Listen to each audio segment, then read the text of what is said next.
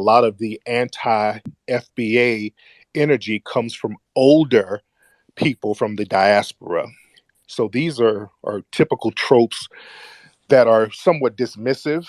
And if we're going to have a real honest conversation, we're going to have to be real and understand that a lot of people who come from the diaspora, not all, because we do have some brothers and sisters who are riders, but unfortunately, we do have a lot of older and younger folks, let's be clear, who come over and they have this mentality where they want to undermine foundational Black Americans. And a lot of that is seeped in their own xenophobia and a lot of jealousy and a lot of taught vitriol. They can't just pawn that on the older people from the African diaspora and the Caribbean, because if you look at TikTok, that's Sambo Bedwench Central right now. You have a lot of these folks on here who can't wait to get up under white mommy and white daddy to show out and do things to undermine us. So that's a problem. And foundational Black Americans are just now finally calling that out in mass. We don't have a reason as foundational Black Americans to be xenophobic towards anybody in the diaspora, because we know how you're living over there. There's nothing to be upset with you about. In fact, we're the only people who are consistently trying to help brothers and sisters in the African and the Caribbean diaspora.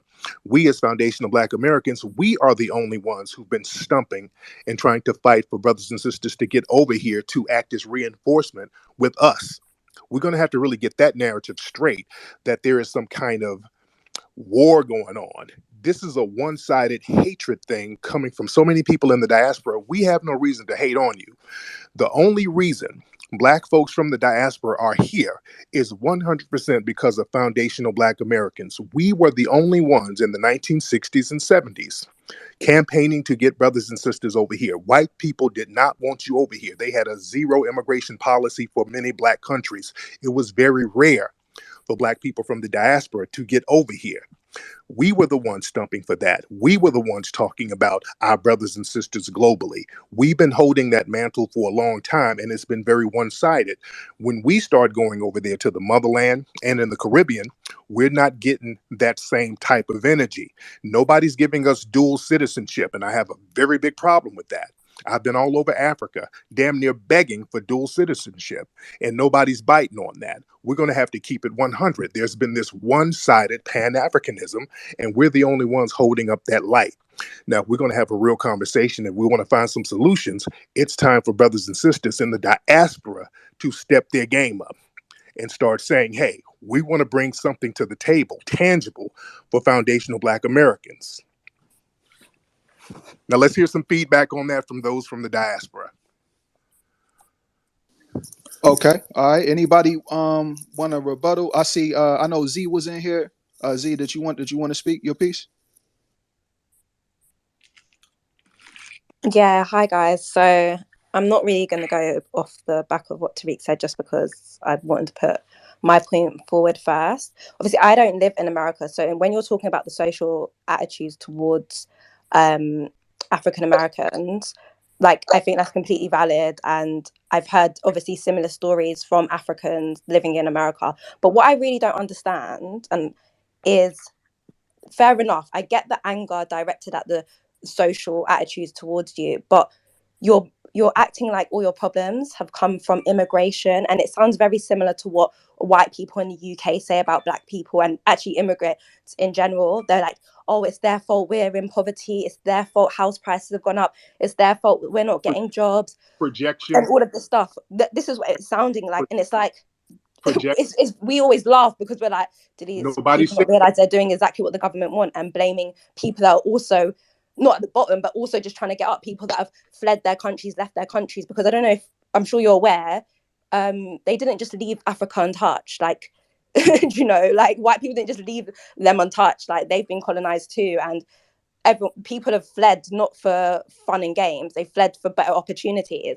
And it's like, this is exactly the government. All I can imagine is they're listening to conversations like this, laughing, because you're blaming you're blaming immigrants for your issues, when No, we're It's not. directed at the wrong people. No, we're not. Hold on, No, sweetie. we're not. There's no No, we're blame. not. No one's blaming immigrants. Well, that's what I heard. Right. Nobody's doing. No, you didn't. You didn't But hear that. I Nobody's blaming you for that. Nobody's saying that. Nobody so what, said anything remotely close to that. That's a but can projection. I?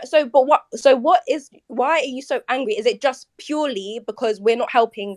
They're not helping with reparations, all the policies. Sorry, and also because like you think immigrants should come here and their sole focus should be helping African Americans. Is that what you're saying? Ma'am, you keep creating these straw man No, I arguments. don't, because I've been listening. This is what And I'm if you hearing. listen, I'm I've not never said interpreting. none of us, not one of us, have said that immigrants have made us impoverished. Nobody said anything remotely close to that. That's a straw man argument. That's a deflection, and y'all do that, and that's very deceptive. We're very clear about what we said. The problem is we bring you over here and you undermine us. That's the problem. You work actively with the white supremacists against foundational Black Americans, and you try to sabotage many things that we do. That's the problem. All of this stuff about Sabotage how? sabotage because a lot of you get with the white supremacists, get with white supremacist organizations, and then they put you in positions to act as our spokespersons, and then you try to undermine policies that will help foundational Black Americans. For example, the Congressional Black Caucus is full of non-FBA immigrants, and they have done everything in their power to undermine foundational Black American society. They have not done one single solitary thing for foundational Black Americans, and most of these people are not even foundational Black Americans, but they act as our representatives. That is something that's unacceptable. This has nothing to So do are with you poverty. mad? Sorry, I'm confused now because I keep hearing no, we're not just mad at Africans, and also just to let you know, because I've also heard you refer to African Americans as Black and Africans as others, as if we're not Black. Someone said earlier, Okay. yes, Africans, they want to come here, they want to be Black, but they don't want to be Black. They want to be Black in our joy and laughter. Like, what are you talking about? Like, I don't know who said That's that. right. I said it. That's right. Let me. We're Black too, and also, going back to what you said. And let's be clear. And hold on, Going because back to what you said, can I just hold go on. back to what you Let's said? clear Can I that just up. go Let back me to what clear you said? that Because I up. didn't answer Hold what you on. said. Let me just answer what you said. Let me just answer what you said, apologies, because I did go off on a tangent. But you Also, to just go said back to something that what was you emphatically said, false. I keep hearing people say, no. Go ahead. Yeah. Thank you. Yeah, she said something emphatically false. It's a lot of you who get over here talking about you ain't Black, you're Jamaican. You ain't Black, you're Ugandan. You ain't Black, you're Somalian. You come over here talking all of that you ain't Black stuff. And when you do something progressive, you really go out of your way to distance yourself from foundational Black Americans. If you accomplish some type of positive goal or some type of position, you're Haitian and American, you're Haitian Ghanaian, you're Nigerian American. But if it's a crime where you're just Black and we all Black and we all Black in the struggle. So you're the one who plays that I'm not Black when it's convenient game. We don't play that thing. We understand that Black people are under the same banner of white supremacy. The problem is foundational Black Americans and Black people from the diaspora. We deal with white supremacy and look at white supremacy differently. And that's where some of the issues come in.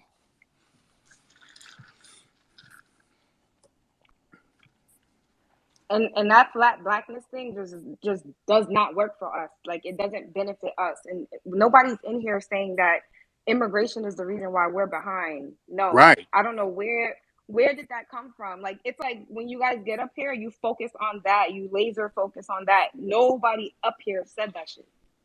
They make Can I arguments. They make up these insane straw man arguments. Nobody said anything remotely close to that. And they keep making these straw man arguments up because they know some of the grievances that we have are very valid. So they don't want to deal with the valid grievances that we have. So they make up these jive little straw man arguments so they can hang their hats on that. And that's another form of deception. I also think that a lot of them haven't even heard of these topics before and haven't had these spaces on their feeds. And then they come in here with such strong opinions. And someone said the word earlier. I'm trying to think. It's I can't even think, but it's just insane how they come in here acting like Hey, they know. Mel and Sonny, I wanted to speak on something real quick. Yeah, go ahead, bro. Is that cool? All right. First, say, Tariq, what's going on, man? I've been watching you for years, man. You're the reason why I'm woke up. I'm educated on a lot about this shit, so I fucks with you. First, and the next thing I want to say too, regarding a lot of the Africans and immigrants that's coming up here, stop coming up here and asking the question with the question. The question says, how does immigration benefit Black Americans? So stop coming up here and not answering the question, and you're not answering the question. You come up here, you ask a question to everybody else without answering the question, which is the whole benefit, which is the whole reason for the conversation. So stop doing that shit. And for when the last girl that was just speaking, not you, Star, and somebody, it was the girl before that Tariq was talking to. She said, somebody said everybody want to be black, but don't want to be black. That's what I said. You want to come here, you want to reap the benefits of black people, you want to take from our culture, you want to do everything else, but then when it's time to be black, oh, I'm not black, I'm Nigerian, I'm not black, I'm this, I'm that. So what is it? You can't choose the side when it's only going to be beneficial to you. Next, stop coming up here. Tariq, you didn't hear this. You came a little bit late, but somebody came up here and said, "Oh, when I came here, they were talking about me when I was going to middle school. They were talking about me."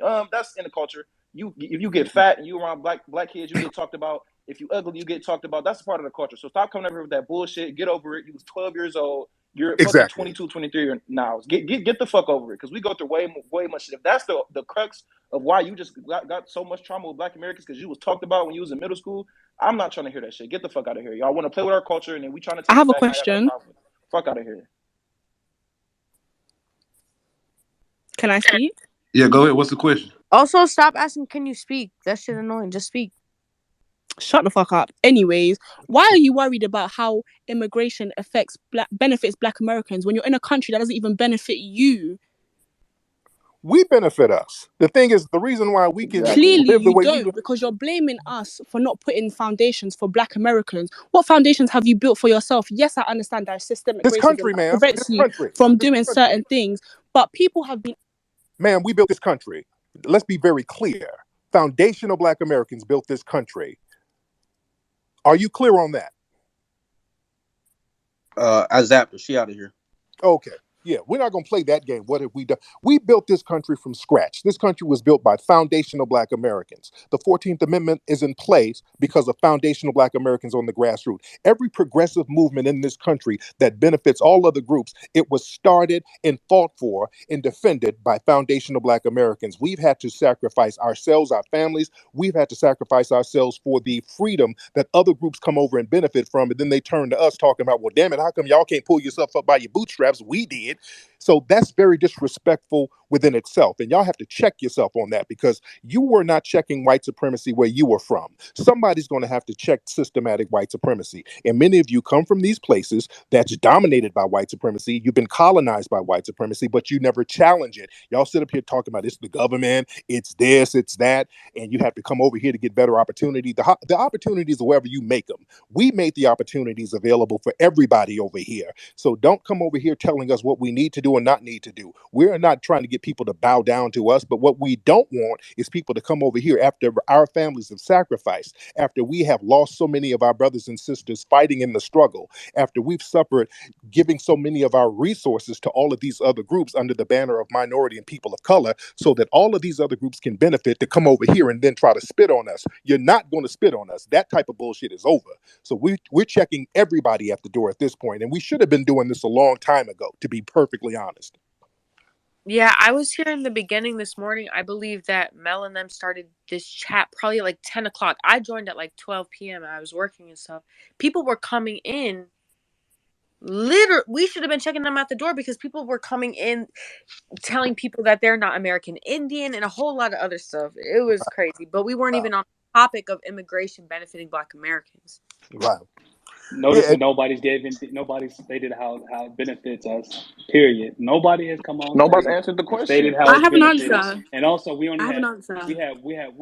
Okay, I got to we hear this. Okay, Yes. okay. Yes, I would love to hear it. So I just want to start off by saying this is a very American-dominated conversation, and I would like for us to be a bit more sensitive to the other side of the conversation, because I feel like it's been a bit aggressive, but I'm here to give an answer. As a Nigerian diasporan living in the UK, I would say that there's little to hardly any animosity between African diasporans living in the UK and with Africans back home. And I think that's because of the close link we have to back home. I believe if lots of Africans immigrate to America, I feel like Americans would learn a lot more about Africa. I feel like this animosity we have now, this diasporan war we continue to have, the animosity would die down a bit. I feel like what's going on now is due to a lack of education. We've had these conversations many times, and in fact, many Americans themselves have even said stuff like, "Oh, we actually don't they don't teach us. The American education system has let us down because they don't teach us a lot about what goes on in Africa. So I feel like a lot of this is due to ignorance. The animosity towards a lot of these immigrants is due to lack of knowledge, and I feel like if Africans would immigrate to America, there's I'm just not I'm not That, ma'am, I disagree with what you're saying. how so. I disagree with that because you're saying it's about a lack of knowledge. I Let me do tell you believe something. it's It's about a lack of foundational black knowledge because foundational black Americans, ma'am, have been some of the staunchest African history teachers on the planet. Dr. John Henry Clark, Dr. Francis Cress Welsing, okay. so many of our Renoko Rashidi. We've been the No, no, no, ones no. I'm not. promoting. I didn't say that. I said the American education system. Because how many African Americans could come forward and say, okay, in school, they taught me very well about Africa. They taught me very well about They history. had African studies here, mama. But many Ma'am, Americans have we said this don't depend. themselves. I Yeah, feel like this is that's the thing about, listen, ma'am, the thing about foundational black Americans, we know the American school system is shitty. This is why we raise up people like Dr. John Henry Clark, Brother Kaba, James Small. We've raised up brothers and sisters in the grassroots who we learn from. This is why my film series okay, and Hidden that's Colors wonderful. was so But who better to successful. learn from than the Africans? Then Who better who? to learn from than the Africans themselves? Because if they're coming there, Well, no, we're foundational black Americans. So we tie in our history along with history with brothers and sisters from the diaspora. okay, So who's best to talk about foundational black American history okay, than that's great. foundational black Americans? Okay, that's Okay. great. But however, why would African Americans, having been through that before, want to subject Africans to that same animosity? Like there was a time in America where they were saying no blacks, no Mexicans. Why would you want to subject? Because you people were saying, oh, you were supposed to be kinfolks, you're supposed to be our brothers. Why would you want to subject Africans to that same animosity? And Americans are actually natives to America. I mean, Mexicans are actually natives. So this whole thing about, oh, we have smoke for Mexicans all not from here, immigrants. mama. I don't know what you How do you have smoke for all immigrants where Mexicans are actually natives to America? Like, I don't understand this. what do you what are Mexicans you not talking native about, to ma'am? America, mama. What are you talking Mexicans about, are ma'am? natives to America. No, they're All not. right, Yes, they are. let me say this, mom. Look up the Trans-Pacific slave trade. I give you a good book. It's called Asian Slaves in Colonial Mexico, which talks about the Chino slaves, which was brought from the Philippines and also Asia, over Okay. into Mexico as well as California, Okay, that's 1538. wonderful. But I And there just were don't black All people, right, and there understand. were that's I black just don't people, wonderful. and understand first how of an Check the all, African facts, fir- though. American, ma'am, knowing that you've been there were black people in subjected to Mexico the same thousands of years. Man, animosity. I don't know what you're talking about, Mexicans. There were black people in Mexico for thousands of years. So I don't even know where you're going with that, ma'am. Also, Tariq, I don't know if you could see Big Chief. He is speaker in here as well. I know you're working on the American Maroon documentary. Yes, we Man, are. this brother is super thorough in the knowledge, with indigenous everything. So if you guys just want to link in and tap in, that'd be dope too. No Um, doubt. Big Chief, DM me, brother. DM me, definitely. For sure, I'm about to hit you right now. No doubt. But yeah, I don't. The sister's talking about Mexicans. I don't know where she's going with this. And there's no animosity with us. We're just stopping people from the diaspora from coming over here with all of this anti-FBA hatred and vitriol. You're the ones who come over here with the names like Akata and all of these crazy terms that adults use to disparage us. Y'all come over here with all of this stay away from the Akata, stay away from the Yankee nonsense after we done sat here and fought for all types of minority and people of color programs for you. So that projection of animosity, that's coming from your side. We're the ones who are extending that olive branch with tangibles. We've given tangibles. We fought for tangibles. And that's what the whole conversation is about. It's been one-sided. We have not really benefited from immigration from the diaspora or the Caribbean. We have not benefited from that. And now we're questioning why we should keep supporting that. And once we start questioning that, people are talking about, well, damn it, you guys got animosity, or you guys are being xenophobic. No, we're just making a very good conversation as to why we keep extending ourselves for this one-sided Pan-Africanism that's never being reciprocated. Hey, Tariq, I have a question, and I asked this before you got here, and I Yes, sir. just wanted to hear what you thought about this. So, do you think that this pushback from Africans and other Black immigrants when they come here is because when we try to, I feel like they try to just use and abuse our culture, and they've done it for so long. So now there's this push of a lot of us are starting to get educated, and we're starting to know where we come from. We starting to know we have to gatekeep our culture. And I feel like since they've been using and abusing it for so long, then now it's like, oh well, I've been doing it for this long. How you just gonna not let me use and do this? Not why how you just gonna do that? So do you think it's because they've just had so much quote unquote, I guess, control or just been able to use it whenever they wanted to? So now we're trying to take it back and they have an issue with it.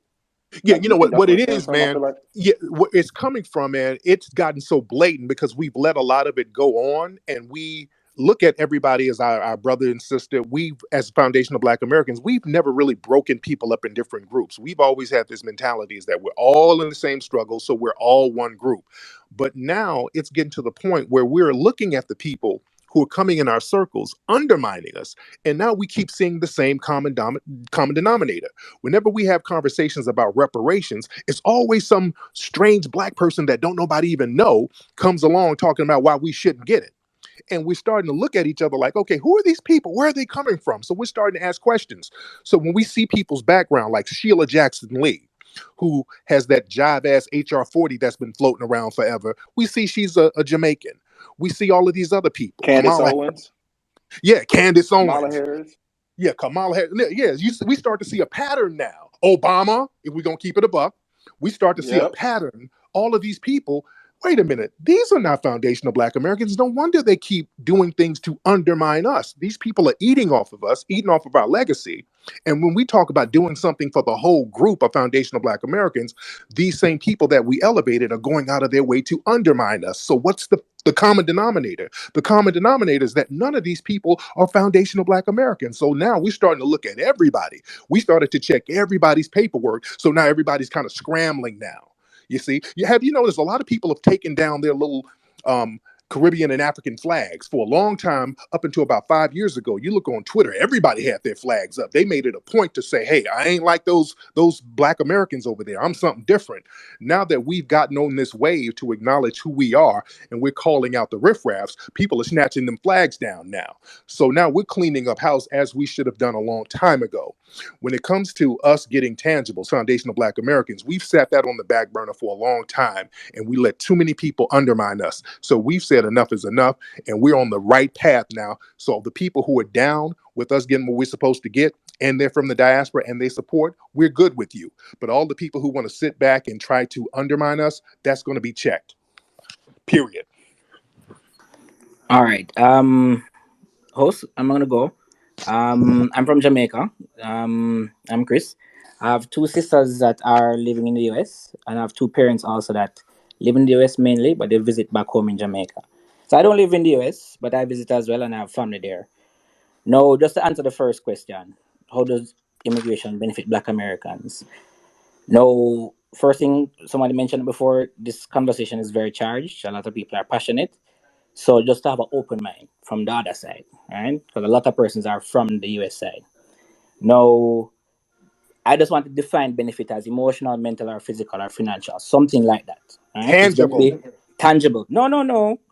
An emotional benefit is still a benefit. No, A mental benefit tangible. is a No, no, benefit. tangible. Brother Tariq, I allowed you to speak. I know just allow me to speak.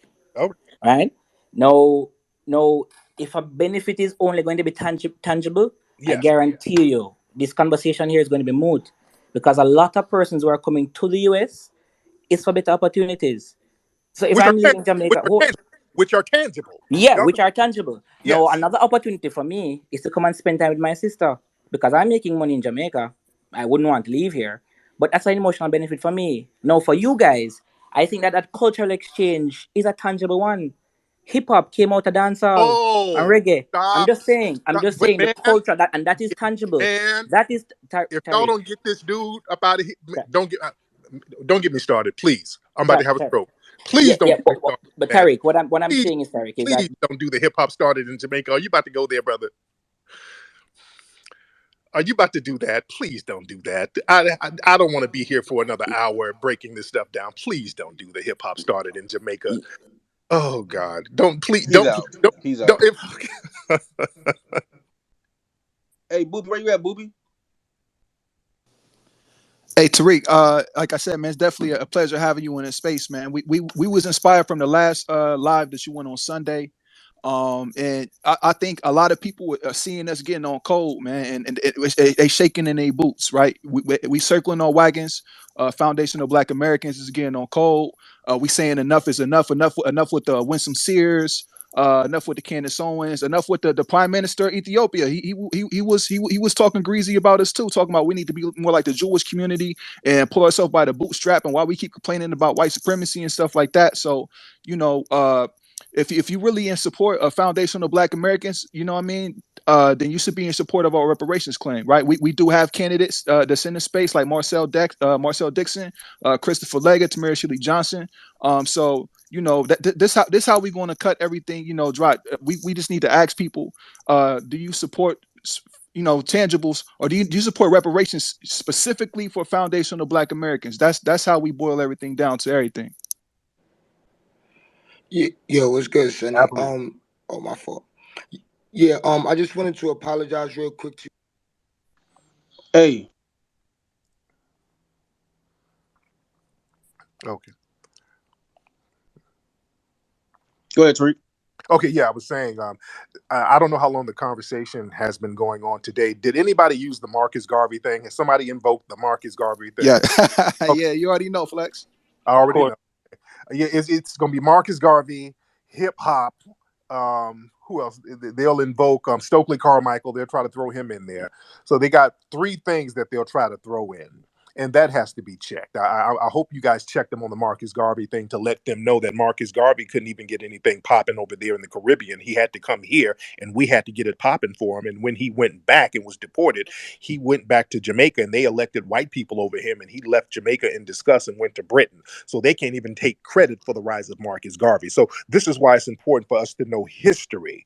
And as a lot of brothers and sisters have said, nobody's really answered the question what the benefit is, because deep down they know there is no benefit from us. The whole name of the game is for them to come and eat off of us.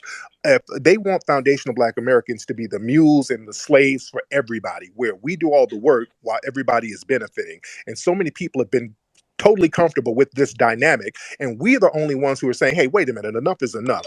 We're getting people off our backs. We're letting folks know you're not just going to come over here just keep eating off us. The white supremacists try to do it. The Latino wannabe white supremacists try to do it. The Asian wannabe white supremacists try to do it. And now when we have brothers and sisters from the African and the Caribbean diaspora trying to do it, enough is enough. Nobody's going to sit here and eat off us like that. And we're standing up and saying, hey, this immigration thing is going to have to come to a halt. We cannot support that.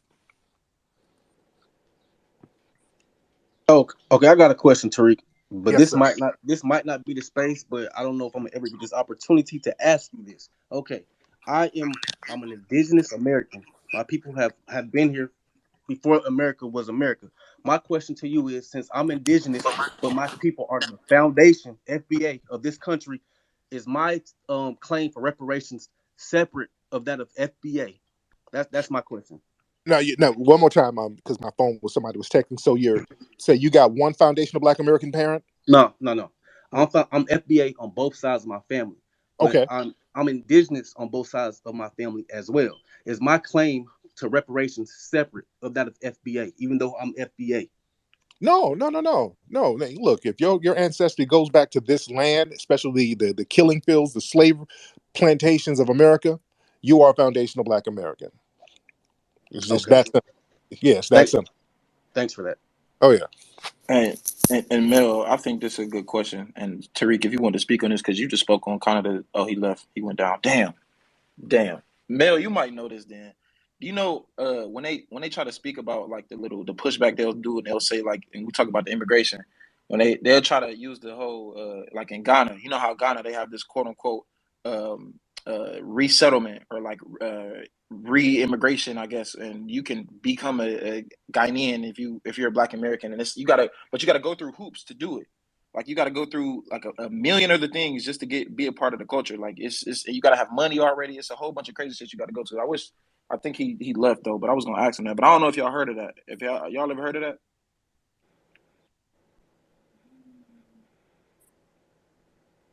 My bad, bro. I stepped away from my phone, man. No, you good. It was for Tariq though. He probably knew what it was. I heard him talk about it before, but the little pushback comments that he made. That was like an add-on to that because it's other shit they'd like to put on too, but he ended up leaving though, so it's cool.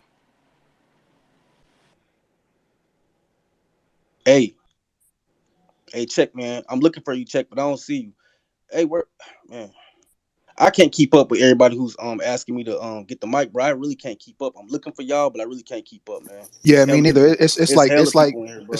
It's like 80 people in the queue, and my inbox is crazy right now. I'm trying to find Mine I mean, everybody too. I too. can. Mine too, man.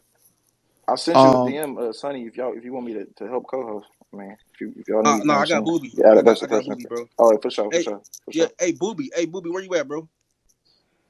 hey, Giselle, she on the floor. You go ahead, speak. Yeah, I had a question for Tariq, but he's gone now. But maybe you guys can answer it because y'all have the same like sentiment essentially. Um, but I keep hearing like we do all the work. These are like quotes. I had to write down notes. I couldn't keep up. But so we do all the work while everyone benefits off of us. Y'all want to take our culture. Y'all want to